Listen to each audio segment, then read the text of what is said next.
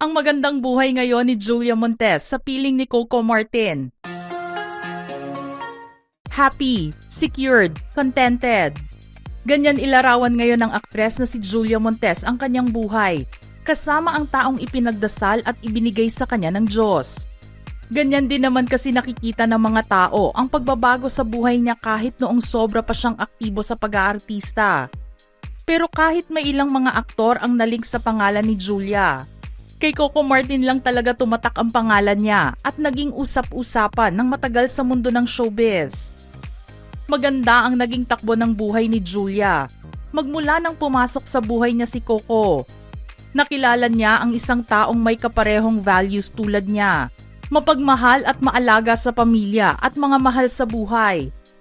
Naging madilim din ang nakaraan ni Julia, pero hindi nawalan ng pag-asa at nagdasal.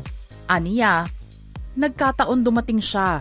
Hindi ko pa na-realize at first na siya yung binibigay ni Lord.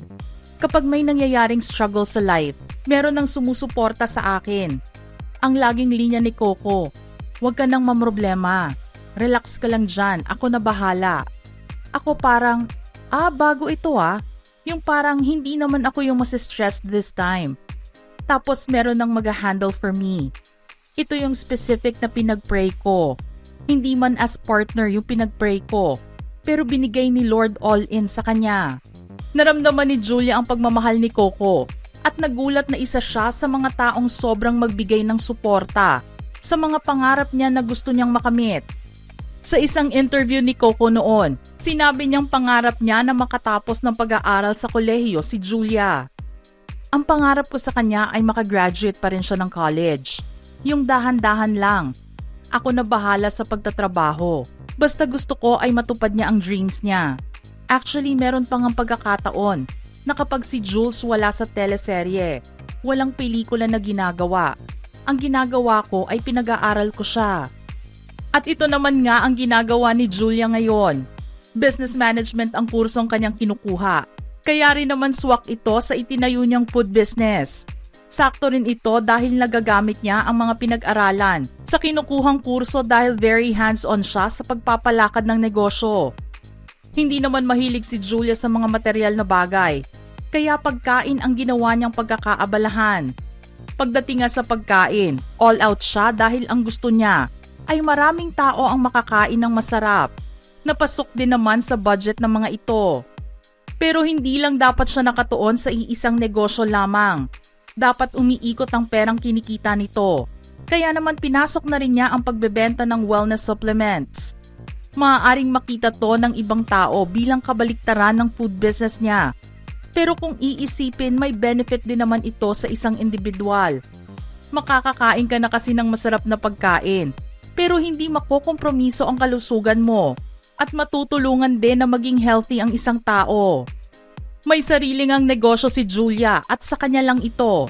Para kasi kay Coco. Kasi ako kaya ko na yung sarili ko Kumbaga ako na ang bahala sa'yo. Arbor na kita. Kasi lalo na bilang lalaki, ako yun. Responsibilidad ko yun. Pero ikaw gusto ko lahat ng ipon mo, lahat ng kikitain mo. Gusto ko sa'yo yan at sa pamilya mo yan. Ang isa pang katangian ni Coco na sobrang ipinagmamalaki ni Julia ay ang pagbibigay nito ng security sa kanilang relasyon.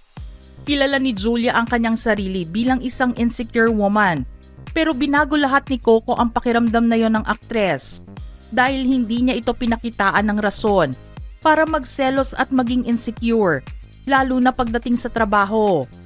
Matapang ang sinabi ni Julia na kahit na anong gawin ng mga babaeng umaaligid-aligid kay Coco, panatag ang loob niyang hindi magloloko ang aktor.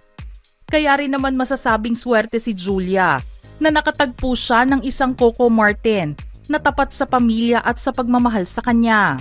Hindi lang din long-time partner ang nahanap niya, kundi isang matalik na kaibigan na mapagsasabihan niya ng problema at mga gusto nitong gawin sa hinaharap. Ani Julia, sa lahat ng bagay, parang kung ano lang yung iniisip ko at pinapangarap ko, more than yung support na ibinibigay niya.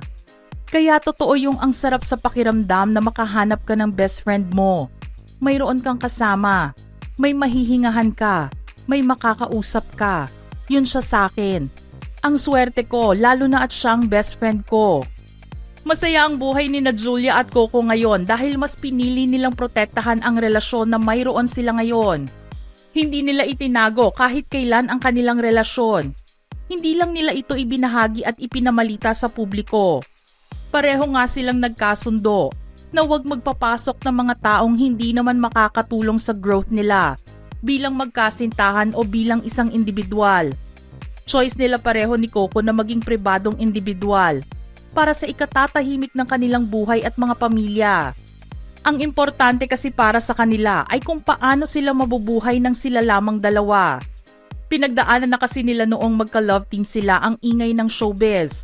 At kung hindi pipiliting manahimik, panghihimasukan ng ibang tao ang kanilang pribadong buhay. Inamin naman ni Coco noon na nagdadalawang isip siyang pag-usapan ang tungkol sa kanyang private life. Pero gusto niyang gumawa ng exception para kay Julia. Idinagdag niya na ang unfair na itago ang aktres sa publiko ng napakatagal na panahon. Sabi ko kasi dati, lahat yan nakatago eh. Syempre minsan alam ko, hindi man niya sa akin sinasabi na parang, ano to, habang buhay na lang nakatago? Ngunit hindi ibig sabihin na out in the open na ang pagde-date nila ay ibabahagi na nila ang buhay nila sa maraming tao. Mananatili pa rin silang pribado dahil masarap ang mamuhay ng tahimik at malayo sa intriga, lalo na kung hindi naman makakatulong sa kanilang relasyon ang mga usapin na ilalabas tungkol sa kanilang dalawa. Noong panahong nawala sa limelight si Julia, marami ang nagtanong kung napaano na siya at bakit siya biglang nawala. Walang nakaalam ng kasagutan dito at hindi rin naman nagbigay ng kanyang pahayag ang aktres tungkol sa mga ginawa niya. Ang alam lang ng karamihan ay nagpunta siya sa Germany para sa bakasyon at para makasama niya ang ama at iba pa niyang kamag-anak doon.